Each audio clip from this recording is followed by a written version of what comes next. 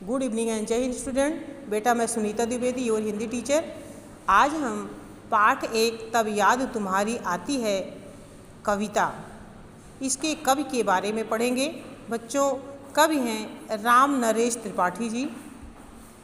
तब याद तुम्हारी आती है पाठ कविता है और इस कविता पाठ के कवि हैं पंडित राम नरेश त्रिपाठी। बच्चों, जब कोई गद्य लिखता है, गद्य में रचना करता है, जैसे कहानी है, उपन्यास है, नाटक है, तो उसको लेखक कहते हैं। अगर कोई कविता लिखता है तो उसे कवि कहते हैं। अगर कोई महिला लिखती है तो उसे कवित्री कहते हैं, कवयित्री।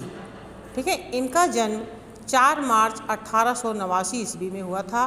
स्थान था सुल्तानपुर के, जो उत्तर प्रदेश में है, जिस शहर में हम लोग रहते हैं, सुल्तानपुर यानी उत्तर प्रदेश के कोयरीपुर नामक ग्राम में, सुल्तानपुर के कोयरीपुर नामक ग्राम में हुआ था। चर्चित कविता थी इनकी, हे प्रभु आनंद दाता ज्ञान हमको दीजिए, हे प्रभु आनंद दाता ज्ञान हमको दीजिए।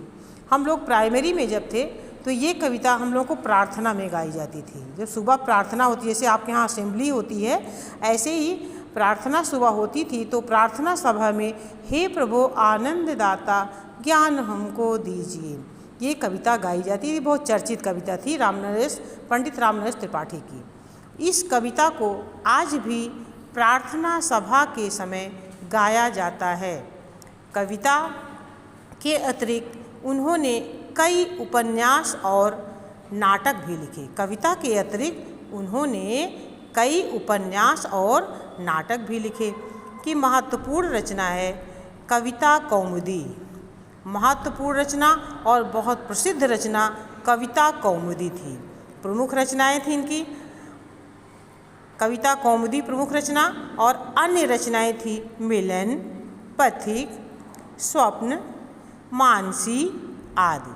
अन्य रचनाएं जिसमें मेन है मिलन, पथिक, स्वप्न और मानसी आदि। बहुत सारी रचना की थी इन्होंने, लेकिन ये मुख्य हैं। इनका निधन 16 जनवरी 1962 ईस्वी में हो गया था। 16 जनवरी 1962 ईस्वी में।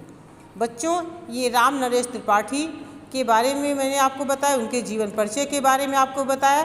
बेटा क्लास में हम पाठ का डिस्कस करेंगे। ओके, थैंक यू बच्चों।